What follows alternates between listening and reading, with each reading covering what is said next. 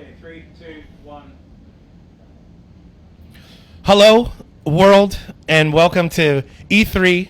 I'm DB. You might know me from the 2K streams, stuff like that. I am the community manager for 2K on Mafia 3, and it's an absolute pleasure to bring some of the development team here to E3, to the 2K booth, and to this phenomenal Mafia 3 booth presence that we're going to show you more about later. We're going to do a live booth tour. We're going to do a tour of the food truck. We're going to show off the band playing and all sorts of really cool stuff this week. But to kick things off here, I'm with Andy Wilson from Hangar 13, and we're going to do a live Q&A for you guys here from E3. Welcome, Andy. Thanks for having me. Absolutely. So let's get things going. I'm going to be grabbing questions off of the Facebook here. So I'm not checking my text messages. Bear in mind that.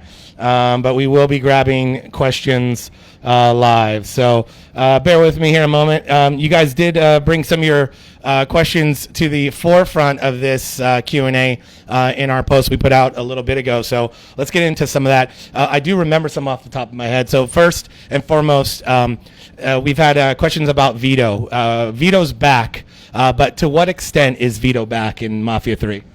Vito actually features heavily, so he is one of the three underboss characters. So basically we have these three characters in the game who Lincoln recruits. They're kind of vital to the narrative. They help him to take over the city. As Lincoln actually takes territory in New Bordeaux, he assigns it out to these three underbosses to run for the day-to-day, and that kind of creates this friction between all of them that you then have to manage throughout the game. And really, Vito, he's returning from Mafia 2. He's been kind of exiled to New Bordeaux, and he's been kind of sidelined by the Marcano family, which is the big mob family in New Bordeaux. And so he kind of joins Lincoln in this kind of quest to tear down the mob, because he wants his own kind of piece of the action as well.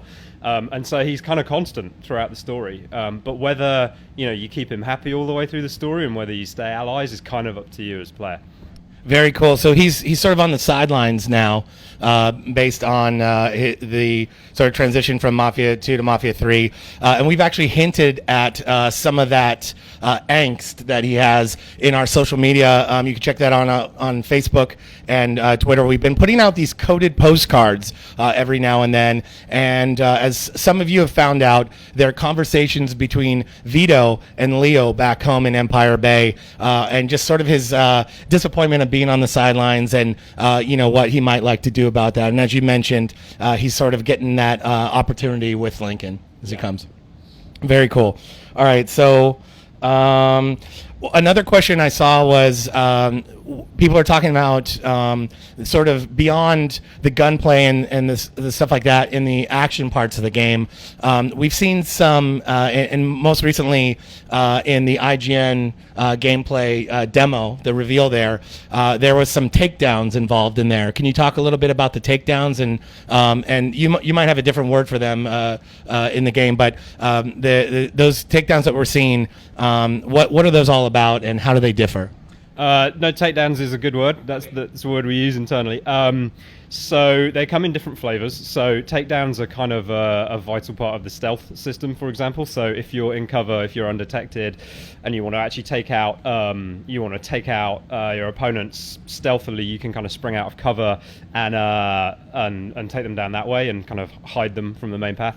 You also can do what we call brutal takedowns, which are kind of these sort of finishing moves that Lincoln uses. They're very much dependent on the weapon that Lincoln's currently got, the weapon that the AI's got, and that will kind of dictate what kind of takedown plays.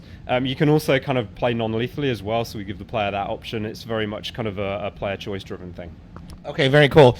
I had a question about the map, and in the IGN show on Sunday, we saw a bit of the map. So first, can you talk to the districts? We mentioned, or Hayden mentioned rather, in that demo that there's 10 districts. Can you talk a little bit about the districts and how they vary from one another? Yeah, sure. So, New Bordeaux is made up of 10 districts. We've tried to ensure that they all feel very different from each other, that they have not just this kind of unique feel, but actually a kind of unique crime ecology to each one as well. So that's very important. Visually, they're very different as well. So we've got places like the Bayou, which is a sort of traditional Louisiana kind of swampland, and that's kind of on the south end of the city. The kind of activities that you do there are much more kind of by cover of darkness and kind of like picking up contraband out of the bayou, out of the swamp and stuff like this.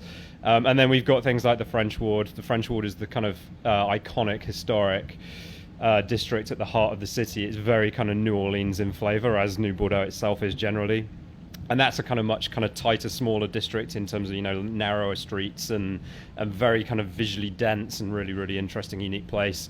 That's where kind of the character who we see in our E3 demo, Uncle Lou, appears. He's kind of the capo who runs that area, and he runs kind of a prostitution and drugs rings out of that district. We've got the downtown district, which is all kind of about construction fraud. We've got the kind of upscale neighborhood, Frisco Fields, where Lincoln will be under suspicion just from being in that district, for example. So there's different kind of gameplay aspects to that. We've got Delray Hollow, which is Lincoln's kind of home district, where he lived with his family before they were betrayed by the mob. And really, what we've tried to do is ensure that there's a kind of deep South 60s vibe and feel to every single district, and it's not all just the French Ward, which is what people traditionally think of New Orleans as, for example. Very cool. So a lot of questions about the looks of the characters, as far as like the clothes and stuff like that. Can you talk a little bit about what we've seen so far from Lincoln and what to expect from the characters, as much as you're talking about so far? Well, obviously they're all kind of period accurate, so authenticity extends all the way throughout the game, and that includes kind of the way the characters are dressed as well. In terms of Lincoln himself, he kind of costume changes a few times during the game, although we don't have customization, at least not right now. The point of having Lincoln in these different costumes is, we have this curated narrative, and there are some specific reasons why we want him to sort of look different throughout the game, and some of it's about sneaking into places and kind of blending in, and some of it's just about the point in time that we're seeing him in this story. Very cool. A lot of questions coming out around the cars and the vehicles. We've seen them whipping around turns and car combat and stuff like that. Can you tell us a little bit about the vehicles in Mafia 3? Yeah, well, first of all, 1968 is a great year to have as a reference when you're got vehicles in your game. So we've got these awesome late 60s era muscle cars. Lincoln has a fleet that he kind of builds over the course of the game, and he's got this one particular car which is kind of the Lincoln Mobile, and it's this big beast of a muscle car.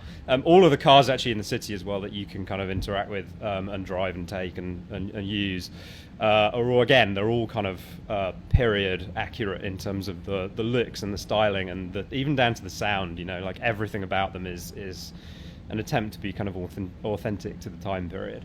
Okay, very cool. We have a question, and I know the answer to this, but I'm going to let you answer. What's the release date of Mafia 3 for those that don't know? Yeah, so it's October 7th this year on PC, Xbox One, and PlayStation 4. Very cool. So we're getting close. As close as you can be in this time of year, but we're here at E3, and so far so good. Very cool booth, and as I mentioned before, we're going to show more of that to you guys throughout the week on the live stream here on Facebook Live. Tell me about your impression of the booth so far, and just tell me about that. I have been grinning from ear to ear since I got here and saw it yesterday. It's single-handedly the best E3 booth I've ever been involved with, I've ever seen. It's incredible. We've essentially got what looks like half a city block of the French Quarter of New Orleans, including kind of the balconies that you can go up on. We've got a main street that runs down the center of the booth. It goes all the way to our kind of movie theater. We've built this 50-seat movie theater where we're going to be delivering all of the presentations and hopefully showing a couple of thousand people the game live over the next couple of days. And it's incredible. It's really incredible. Very cool. I saw another question earlier about gameplay, and so if you missed it, we did a gameplay demo reveal on Sunday with IGN on the IGN live show. Andy, can you talk to us a little bit about, for those that missed it, they should obviously go watch it. It's on our Facebook page. It's on our Twitter channel. It's also on YouTube. But for those that missed it, will you give a little detail as to what they missed and get them hyped to go check that out? Yeah, absolutely. So we've got a lot to show. As you pointed out, the game is nearly finished, and there's a lot of stuff we wanted to show. So we put together a kind of a snapshot. It runs for about 23 minutes of different aspects of the game. So we start out by kind of setting the story, why Lincoln's doing what he's doing, how he was betrayed by the mob, and now how the game unfolds from there to be this kind of revenge story for him. Avenging the loss of his family, essentially. We introduced the three underboss characters, so Burke, Cassandra, and Vito, of course, and their kind of their role in the game, extending to in-game shots of how you assign territory and how the characters react and behave towards you based on the decisions that you make. We show an extended playthrough of one of the narrative missions in the game, so we have a lot of open world content, all of which directly feeds into the narrative and propels it forward. And then we have these big set piece narrative missions, which, the traditional Mafia missions where you've got this really kind of cool story beat.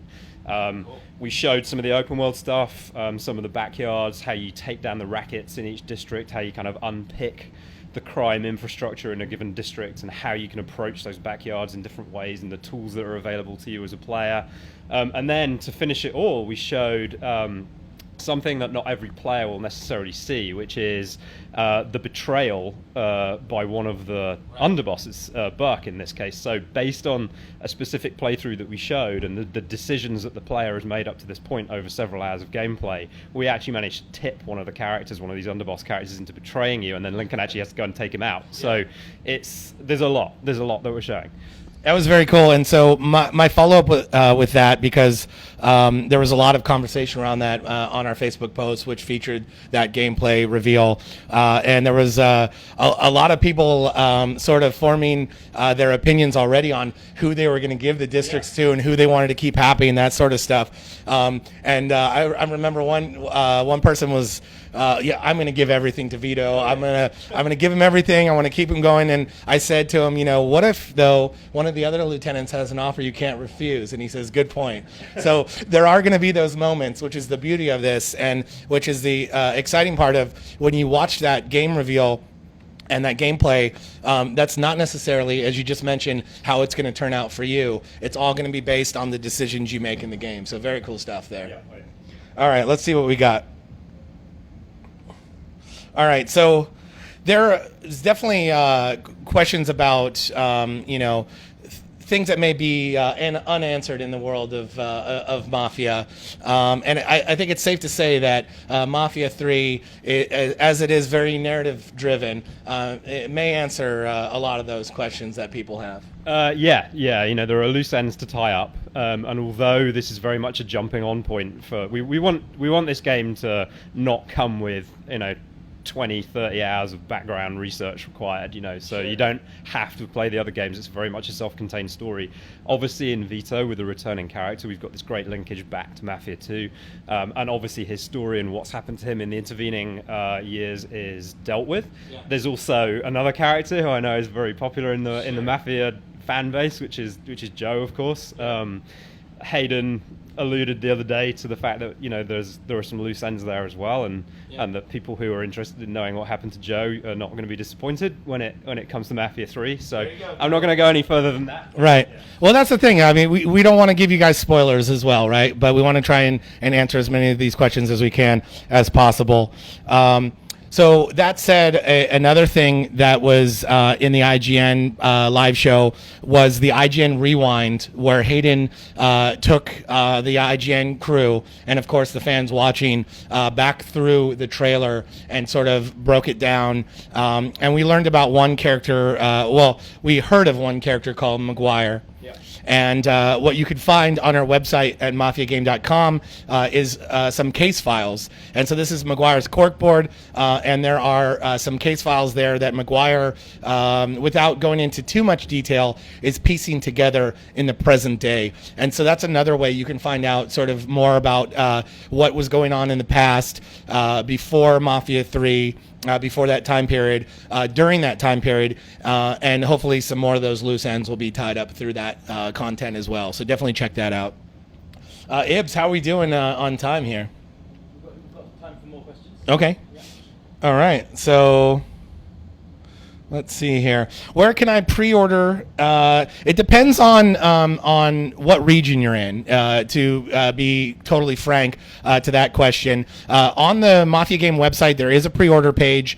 You can go there and you can plug in your region of choice, your platform of choice, and then the retailer of choice. Now, if you don't see it there, there's could be potential multiple reasons for that, but what you can do if you don't see that there in the pre-order page is let us know on either Facebook or Twitter on the Mafia channels, and I will personally look into it and see what we can do about getting you more information on pre-order in your region.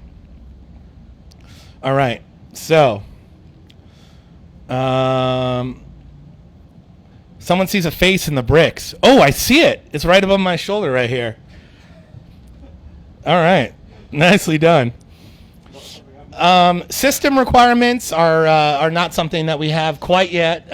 Although you mentioned the game is far along, system requirements will come in along as soon as we have those available and ready. And there's a dev process to getting that together, QA process, and so on and so forth. We want to make sure that those numbers are absolutely accurate to the most people out there as possible, so that we're giving you the information so you can go build that badass custom PC and so forth to get ready for Mafia 3.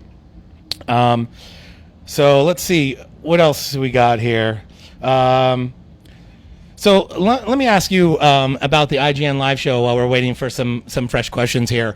That was a phenomenal show to watch. I'm sure it was fun for you to be up there and to show off the game, because in this case we showed off more in that hour than I think we have shown off so far in the entire campaign. Will you and the thing here with the live show is we have people constantly joining as well. So if this is something you guys already heard, there are definitely some people in the chat here that have not really heard the breakdown of that yet. But run us through that live show a little bit and what they can expect when they go check out the video on demand for that. What we showed off and how exciting that was for you to show it off to the fans. Sure.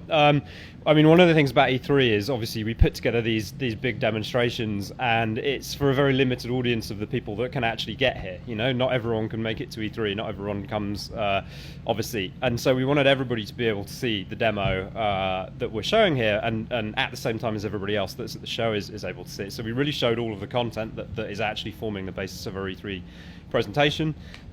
We showed our new trailer. We have a really awesome new trailer. Again, it's very narrative based. It helps us set up a bunch of the events in the game. Yeah. We showed an extended gameplay trailer. It's the biggest slice of gameplay we've shown to date, around 23, 24 minutes of solid gameplay. Yeah. Some open world stuff about how you can tackle backyards and in different ways, different approaches, using stealth, going loud, that kind of thing.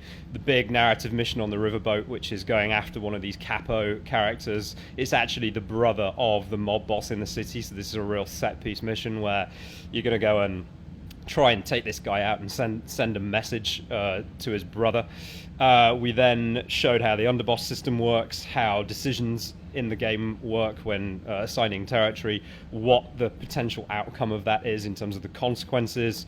And again, because it bears repeating, we showed something that is very organic in terms of how it develops in the game, and not every player will necessarily see, which is one of the underbosses actually betraying you. And this can be triggered at various points during the game. It's very much dependent on the decisions you've made, how you've assigned out territory, how you've managed the friction between the characters, you know, whether you've maybe gone and done some extra things for them apart from just assigning territory to just try and keep them sweet and try and keep them from not completely going ballistic on you. So, and that was kind of the big sort of at the end section, the crescendo to that demo, and it was really cool to be able to show that. Very cool. Thank you for that. Question from Helton here, and we actually already answered it. You did post this pre-show, but you asked sort of about the takedowns and stuff like that. We answered that earlier on the show, so you can definitely go back and watch after we're live. You can watch the Was Live here on the Facebook page, and you can see that. Let's see what else we have here. So Mafia 2 available on Steam very recently, so you can pick that up. And I believe it still might be on sale on there, so definitely something to look into there. And we have time, it looks like, for one more question. And I do see a question here about the different versions of the game as far as the collector's edition, standard edition, and deluxe edition. We do have more information on those on our website, and that is on the pre-order page there on mafiagame.com. You can get the nitty-gritty details there, including everything that's included in the collector's edition. There's also a news post that has that as well. Let's see what else we have here that we can address here. Let's see here.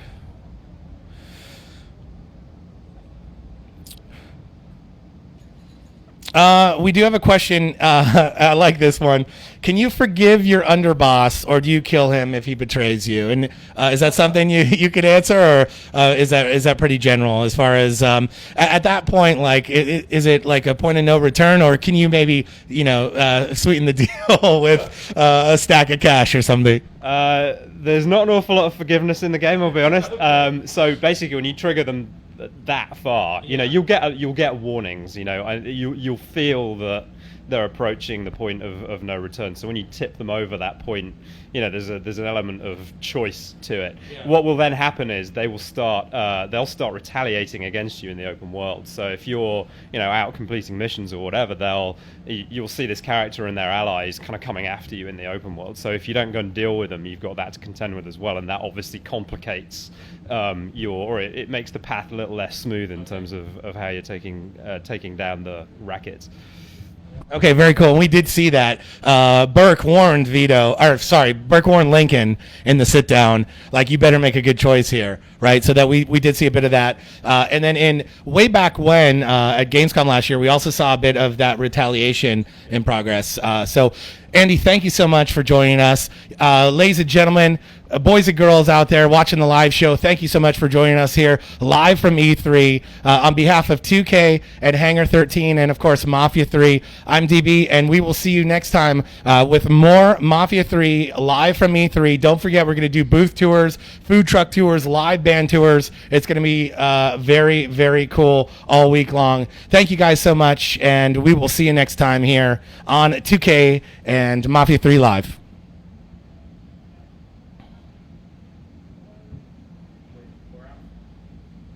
That stream, that 20 minutes reached 350,000 people.